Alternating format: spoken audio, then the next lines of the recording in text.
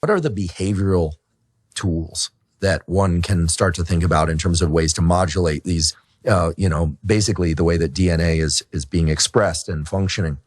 I've heard you talk before about hormesis of other sorts, cold exposure. We talked about fasting.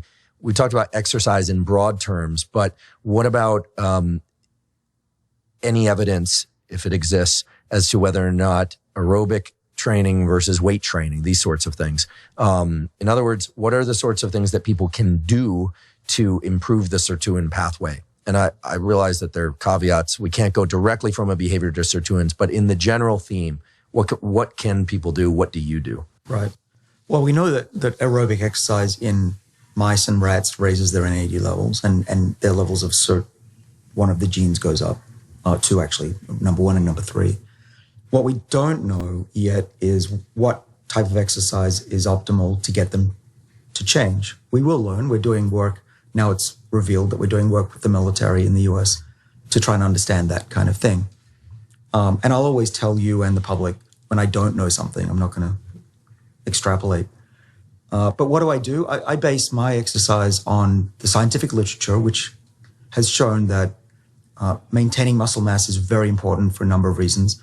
The two main ones are you want to maintain your hormone levels. I'm an older male, losing my testosterone and muscle mass over time. And by exercising, I will maintain that and have. In fact, I probably haven't had a body like this since I was 20. So that's one of the benefits of having this lifestyle. Sorry to interrupt you. You know, we did an episode on hormones, and there are data in humans that show that there are some males in their 80s and 90s where their testosterone is equivalent to the average of 25 and 30-year-olds. I can get you that information. It is really impressive studies. Unfortunately, they didn't include a lot of information about the lifestyle factors, et cetera. But this idea that testosterone goes down with age, it might be the trend, but it's not necessarily a prerequisite. Right. I believe in naturally increasing and maintaining these hormone levels. And I've been measuring them for a long time. And I could see, for me, my testosterone levels were going down. And then you got tenure and they went back up again. No. I actually became complacent and it was the worst. Actually, my age changed in the wrong direction after that because I was relaxed. Interesting. And not worried about the future. But then I got serious and I actually, according to the Inside Tracker algorithm, got my age down from 58 to 31 in a matter of months. So that was a big drop. And I've been getting steadily younger over the last 10 years, according to that measurement, the blood tests. What about estrogen? Because women are different in the sense that they do, the number of eggs and the ovaries change over time, right? Do you think that they can maintain estrogen levels over longer periods of time using some of these same protocols? Well, yeah, I get into trouble from a certain university when I talk about this too much. About estrogen?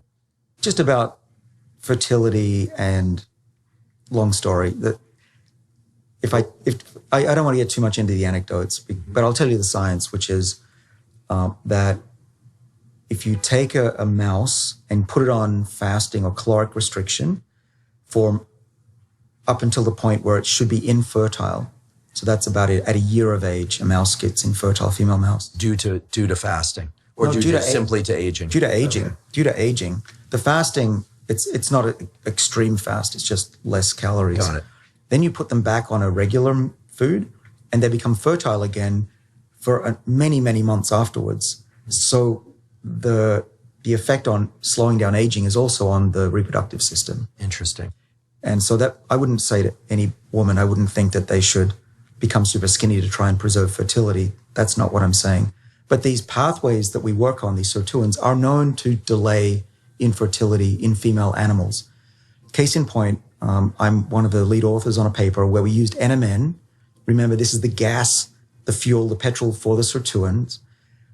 We gave old mice, one group of mice was 16 months old. Remember, they became infertile at 12.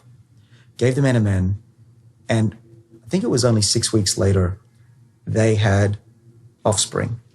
They became fertile again, which goes against biology, textbook biology, which is that female mammals run out of eggs.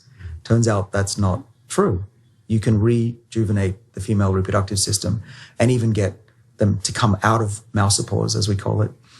So that's a whole new paradigm in biology as well.